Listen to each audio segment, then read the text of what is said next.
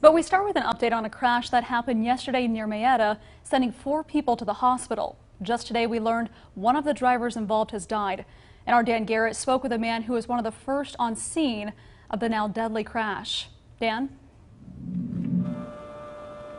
That's right. Matthew Waits says he was on his way to work when he came across the crash. He says he immediately jumped in to help, and other drivers along the way also stopped to help him, including 2 people from Topeka Stormont Vale Hospital.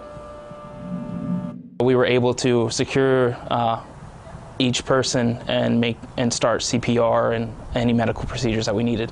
Matthew Waits was at the right place at the right time. A healthcare professional himself, on his way to work when he came across a horrible wreck that had just happened on Highway 75 near Mayetta. He instantly rushed to help and was joined by a few other drivers that stopped as well.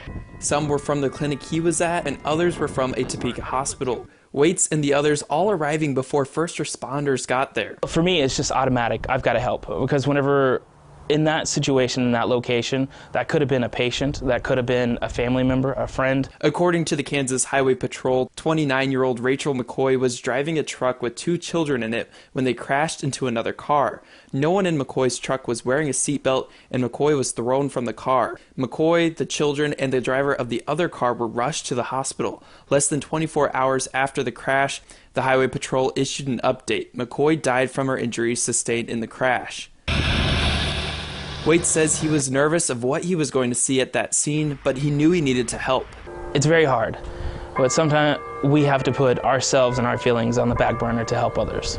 This stretch of highway is known for being dangerous, claiming multiple lives every year in deadly crashes. Jackson County Sheriff Tim Moore says responding to so many terrible wrecks takes a toll on law enforcement officers responding to the scene. We're definitely tired of these types of accidents.